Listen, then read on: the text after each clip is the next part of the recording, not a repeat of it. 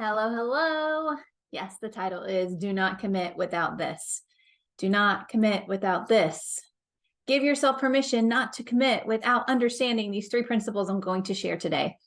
And I know this sounds crazy coming from someone who teaches decision mastery, who creates radical breakthroughs for myself, and I activate and guide others through radical breakthroughs. But the reason I want to talk about not committing without understanding these three principles today is because at the end of the day, you can commit to things and regret it, and you can not commit to things and regret it. So let's talk about how we can ditch the regret, ditch the blame and shame game, right? By understanding these three principles today. So the first thing I want to talk about is really decision mastery. Decision mastery, when you really apply the tools and the frameworks that I have in my Rise Up program, which is Radical Intentional Self-Expansion to Unleash Your Unlimited Potential. And when you do this, you truly get to experience it all. Now, it doesn't say that there's a guarantee that challenges in life are going to happen, because that is inevitable. That I am certain of. But when you can master decision making and you feel certain in your commitments, it releases so much worry, fear, doubt, and anxiety, and will allow you to experience a life where you don't have to self-regulate the nervous system as much, because the nervous system isn't being activated into the fight or flight, right? So decision mastery and creating that certainty, even when it doesn't look like there's certainty. This is what I'm talking about. This is because in the space of uncertainty, anything is possible. That's one thing I'm certain of, because I've been in the space of uncertainty many times in my life. I'm currently in the space of uncertainty in certain parts of my life, both business and my personal life. And I get to, not have to, I get to play in that space of what's possible. And when we can add the imagination and we can add the playfulness to the possibility and potentiality, it's just a different space to operate from. Would you agree? I definitely would agree. And if you can't agree because you've never put yourself in that position, give yourself the gift of allowing yourself to play in that space. So let's release the blame and shame game today. Let's make it our own personal responsibility that we get to, not have to, embrace these principles today. So if you've been looking at your past and thinking, oh, wow, yes, I blame myself for this, or I've shamed somebody else for that, let's give ourselves permission to honor and release that. Let's not make ourselves feel any more right or wrong about it, but honor and release that.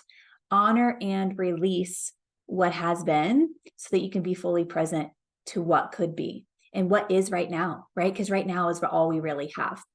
So deciding versus committing. Now, there's either a fine line for you when you think of the words decision and commitment, or there's a very thick hurdle, right? So what do I mean by this? When you decide, you can decide all day. You could decide all month. You can decide for a year. You could decide for many years that this thing is happening or going to happen, right? But when you're truly committed, it's anchored into your patterns of how you now decide. It becomes part of who you are and how you operate. This is your default decision making that's been groomed for years, if not decades. So decision mastery isn't a one and done. It's this is how I do things up until now. And until I'm really willing and ready to change that, this is how the patterns will continue to show up. So till the end of time, you will continue to operate the way you're operating, unless you decide to choose differently, right? And I remember when this was how I operated from a default mode of, okay, I've done the thing, now this is it. And it's this way or the highway, and that's it. My daughters even joked with me last week. They were like, Mom, it's my way or the highway. And I'm like, oh my gosh, where did they hear that from, right? Taking my ownership and my responsibility. And old patterns and behaviors can creep up again and again. It's if we are slowing down enough to acknowledge and recognize and be aware. I call this noticing what you're noticing. As there is massive personal responsibility when it comes to mastering your decisions, especially when you understand how to, without resorting back to, again, blame or shame on ourselves or others or circumstances. Free yourself from that. Those are just limitations that we decide to look at or we don't, right? We decide to give our power away to or we don't. So again, release that part. Permission to release, permission to honor, permission to forgive yourself, permission to forgive others, right? There's so much more that can be learned in the wisdom of that sooner than later if you allow yourself to do so. And it's really, really crazy how one can actually quickly reset their decision, and how they make decisions and how they commit to things if they truly just start to recognize the patterns now, right? And really look to the fact that if you regret some of the ways you've made decisions or you've committed to things in the past, that you get to choose to change that now moving forward. And save yourself a lot of wasted time, because that time we can never buy back, right? So when I talk about decision mastery, it's ultimately for the growth and expansion of fulfillment in your life, the growth and expansion of success. And what does that even mean to you? The growth and expansion of time freedom and money freedom. And what does that look like? What does that feel like? And how do you describe that? So when we go back to how one can commit, this is the funny part that I bring up, because it's these cycles I help my clients honor and release. It's the cycles I help my clients anchor into and activate, and then start to intentionally integrate into their life, right? It's these frameworks and these patterns. And so when you think about how your mind works and what you've decided on and what your reality is, and in the reality, you're not committed if you're not taking action. That's the quickest way to really see through transparently with integrity around any of this, is to really honor, if you've committed, like honor the commitment with that action or recommit. But if there's agreements involved, then there's consequences, good or bad, right or wrong or indifferent. And that's not what this is about. It's just about recognizing, where are you deciding, where are you committing, and where are you honoring and being in integrity with that? Because there's so much wisdom to be learned from this topic alone, that it goes back to first taking responsibility, right? And again, I remember those moments in the past where I would allow myself days or weeks or months to pass by in the quote unquote suffering, without realizing that what I was actually doing was committing to the dream destroyer that we call delay. And I talk about this in another podcast episode about the 3Ds that will prevent you from living out your dreams and desires every single day. They will show up multiple times every single day. And when you can understand what these 3Ds are, it creates that opportunity for freedom from those Ds and from them stopping you and you giving your power away to those things. And so you can decide, again, for a day or a month, and never actually do the thing, never actually commit. And this is where regret loves to live, grow, and thrive.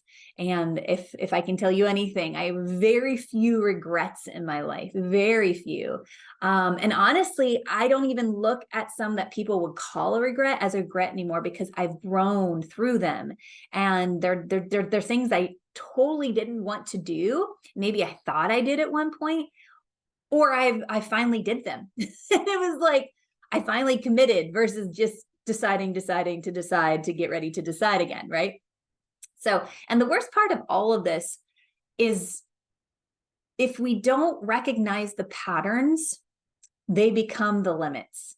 And if we aren't recognizing these patterns as the limits, they will continue to hold us back. And they will become our new default mode, or the current forever default mode, till the day we die. And remember, not deciding or committing to the yes period or the no period without justifying either one, you are actually deciding, right? So if you're not deciding yes, or you're not deciding no, and you're not committing to the yes, and you're not committing to the no, you're deciding no. By not deciding or committing, it's an automatic no. But what happens is we say we're still thinking about it, or we're still deciding, or we're deciding yes, but we didn't commit, and it's still a no. And we're energetically, it's the no that we're living in that creates this weight of not allowing the yes and to move through. And this is what people don't realize. They're creating their own blocks, right? But yet they're blaming and shaming other people, things, or circumstances. And in reality, it's the energetic block that they're creating by not committing to the yes period or the no period. This is great timing, by the way, to jump into self-trust, because I could go on and on and on about this fine line between deciding and committing, but I think it's pretty clear. And if not, let me know. But self-trust is essential and required when we're talking about this mastering decision-making, the processes, how we decide, how we commit.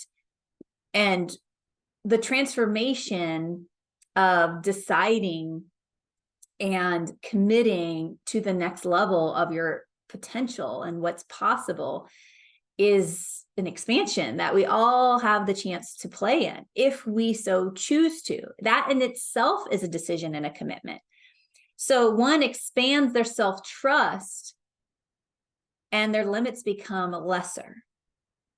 And so do the regrets. This is one thing I've found to be true in my own personal life and working with my clients. So no matter what the decision has been for me, big or small, critical or not, it's the clarity that has allowed me to feel the heck yes or the no. And it's the clarity that allows the process to feel easy because it's very simple. So simple, most people won't spend or invest the time or intention to do it. That is the part that drives me bonkers, but I get to release that, right? It's not my responsibility. My responsibility is how I show up, how I respond, how I impact, how I stand for, how I activate, how I guide.